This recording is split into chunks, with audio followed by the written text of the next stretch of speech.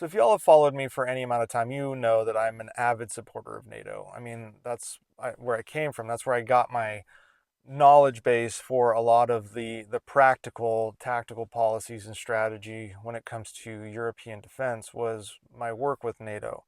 Um, I'm an avid transatlanticist. I truly believe that a strong relationship between European nations and the United States and Canada, Australia, Japan, etc. There's multiple facets there, but broadly transatlantic alliances make the whole world better.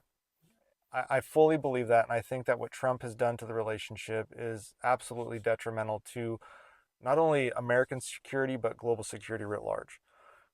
The fact that Trump is so vile and ignorant to say something about the men and women that sacrificed themselves on behalf of the United States in Afghanistan, I'm at a loss for words. I've worked with these people in Europe, in Grafenwehr, in Hohenfels, in Cincu, Romania, in Latvia, in Poland.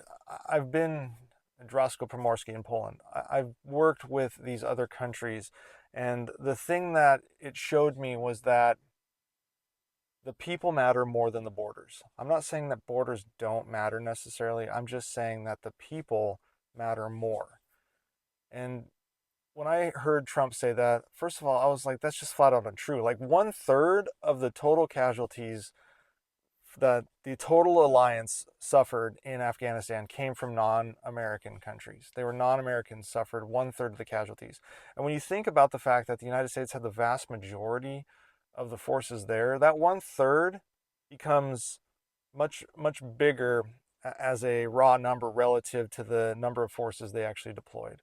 I mean, we saw European countries, Denmark, the United Kingdom, multiple European countries fought in some of the worst places, Helmand Province. So when he said that, first of all, understand that it's him projecting insecurity. He never served. He got out of serving by bitching out using the standard bone spurs medical reason. He used his daddy's connections to get out of the Vietnam War. He has no concept of actual service, no concept of military service.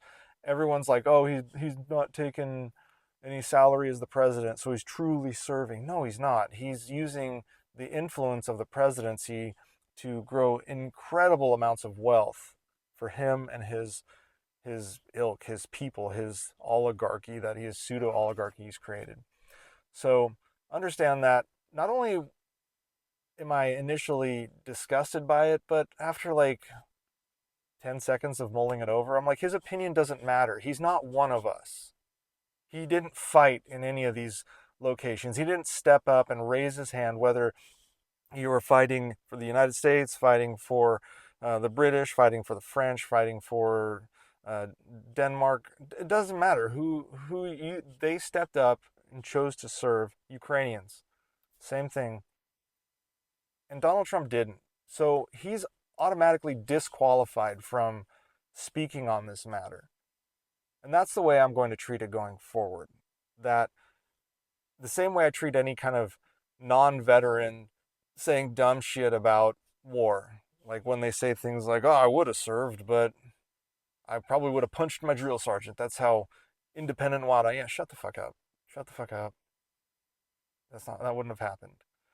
But and that's kind of what Trump is. He just wussed out in the end and didn't serve his country when they called upon him. And he wouldn't have done it. He would never have done it. He wouldn't have done it after 9/11. He's just not that guy. And so he projects that weakness by making fun of veterans, which we've seen him on video do, and by basically discounting any type of service. And this latest iteration, saying NATO nations did nothing, that's just par for the course for him. So it it is wrong. It is incorrect. I am extremely appreciative, and I was very honored to work with several, I mean, something like 36 or 7 different nations, whether they were NATO nations or non-NATO partners when I was in my time in Europe. And I found that to be, I was very fortunate to do that. And I learned so much from everyone, including our MREs are not very good compared to like the British and French MREs. But very proud to have worked with all of them. And if what Donald Trump says pisses you off, that's understandable. But I encourage you just to say he doesn't know what the fuck he's talking about, and because of that, he's talking out of his ass, and that's exactly what this is.